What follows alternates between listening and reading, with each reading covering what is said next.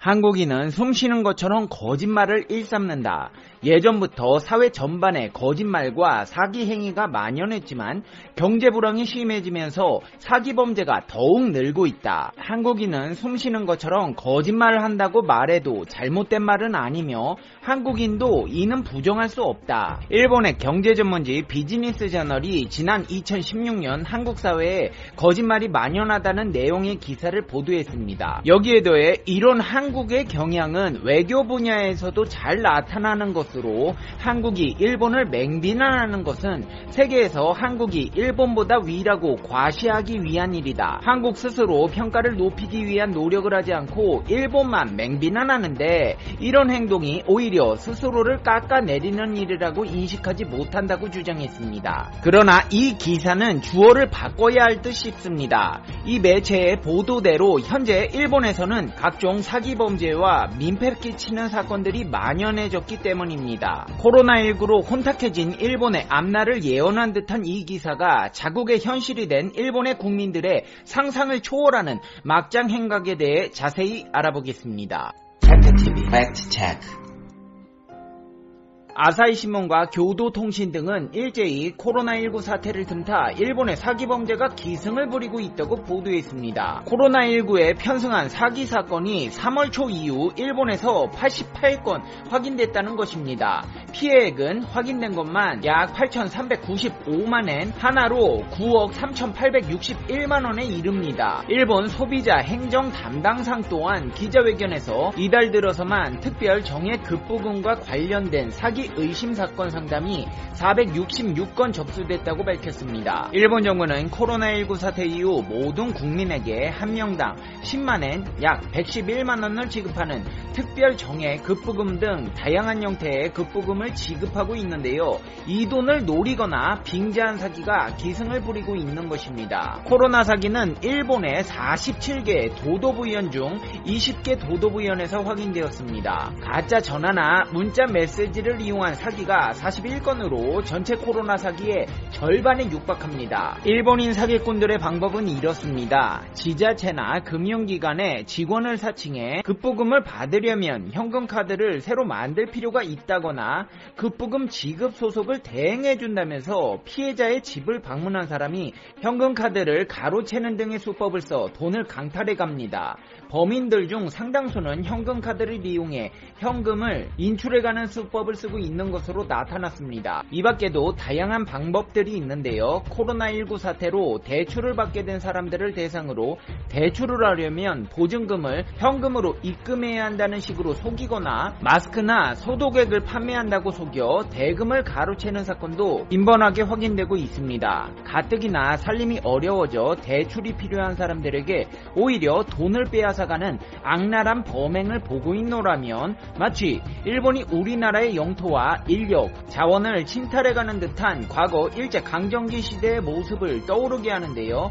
이달 말로 긴급 사태 선언이 연장되면서 휴업하거나 영업을 단축한 음식점과 사무실에서도 묻지마 절도 사건이 잇따르고 있습니다. 각종 사기나 절도뿐 아니라 다른 사람들에게 코로나를 전파시키는 민폐 또한 발생하고 있는데요. 일본에서는 유튜브계의 무법자 또는 민폐 끝판왕으로 불리는 이상한 유튜버가 있습니다. 민폐만 일삼아 무법자 유튜버로 불리는 해즈마류라고 하는데요. 그는 낙서를 저지르는 것은 기본이고 점원에게 일부러 시비를 걸어 싸움을 유발하거나 사람들을 괴롭히는 등 민폐를 끼치는 영상을 제작해 유튜브에 올려 일부 시청자들에게 인기를 얻었습니다. 이런 기행들은 유튜브 측의 제재로 인해 수차례나 계정이 정지되는 사태를 겪었음에도 불구하고 유명 유튜버와 합동 방송을 추진한 뒤 해당 유튜버를 괴롭히거나 기행을 통해 구독자가 감소하게끔 만드는가 하면 신분을 숨기며 채널을 운영하던 유튜버의 가면을 벗기려는 행동도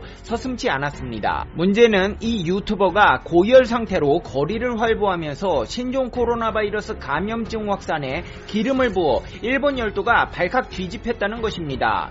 해당 유튜버는 야마구치현에서 체포되기 직전까지 39도의 고열인 상태에서 마스크를 끼지 않고 치바현의 도쿄 디즈니랜드를 비롯해서 시즈오카현, 히로시마현, 야마구치현 등 일본 혼슈 전역을 돌아다니며 많은 사람과 접촉한 것으로 드러났습니다. 이 같은 행동은 경찰에 잡힌 뒤에야 멈출 수 있었습니다. 해주마류는 마트에서 계산하지 않은 상태로 연어 포장팩을 뜯어먹는 모습이 담긴 영상을 유튜브에 업로드했습니다. 이 같은 민폐를 확인한 야마구치현 경찰은 그를 절도 혐의로 체포했고, 체포 당시에도 코로나19가 의심되는 상태로 민폐 기행을 다니며 영상을 촬영하고 있었습니다.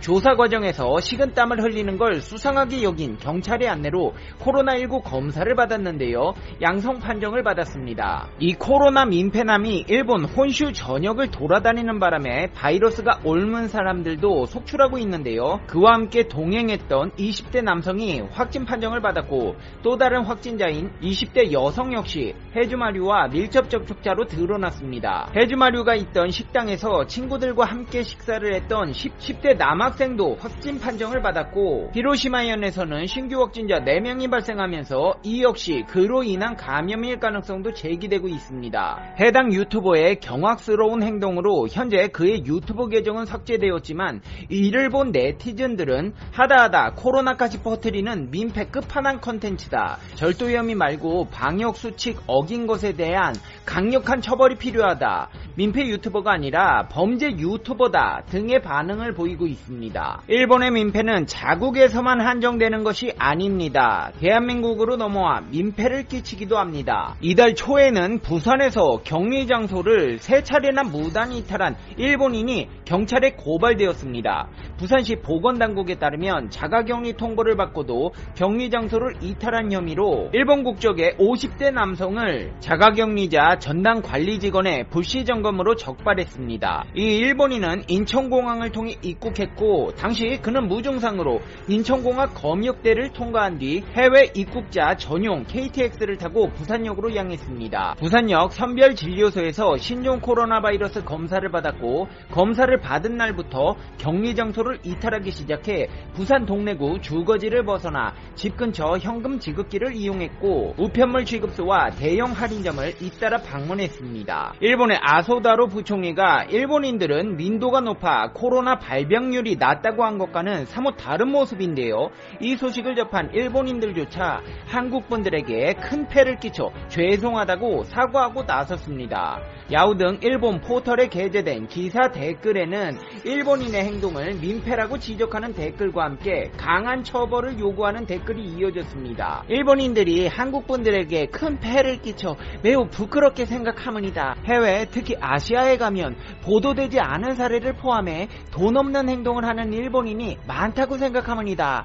이번처럼 감염이 우려되는 가운데 그들이 한 행동은 매우 제멋대로인 행동입니다. 한국분들에게 신뢰라고 생각하문이다. 자가이탈 일본인이 충분히 반성했으면 좋겠습니다. 그 일본인은 한국에서 수감해 일본으로 되돌려보내지 않아도 괜찮습니다. 일본 대사관은 나서지 마십시오. 한국이기 때문에 아니라 남의 나라 가서 그 나라의 룰을 지키지 않는 사람을 위해 대사관이 움직일 필요는 없다고 생각합니다. 한일 관계적 정치적 대립을 이어가지만 이와 관계없이 최대한 엄격하게 처벌을 부탁드립니다. 부끄럽습니다.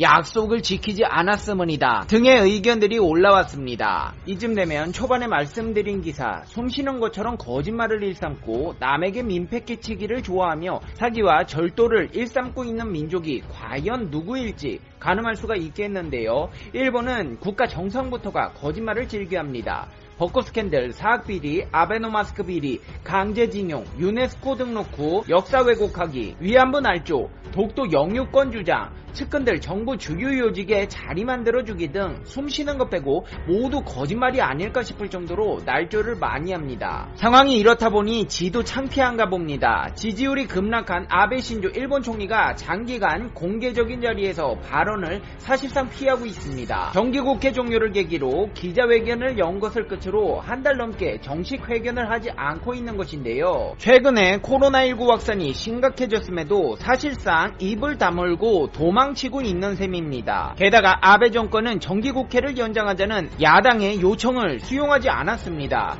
현재 폐회 중 심사가 열리고 있으나 아베 총리는 출석 요구를 거부하고 있습니다.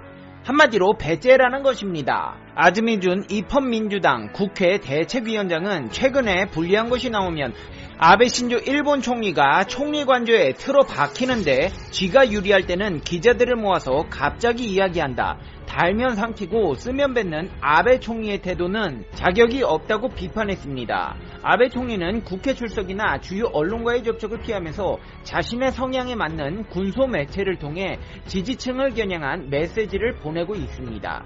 이제 페페TV의 결론입니다. Conclusion. 페페TV. 아베씨 어디 있어요? 못 찾겠어요. 숨바꼭질 그만하고 이제 나오세요.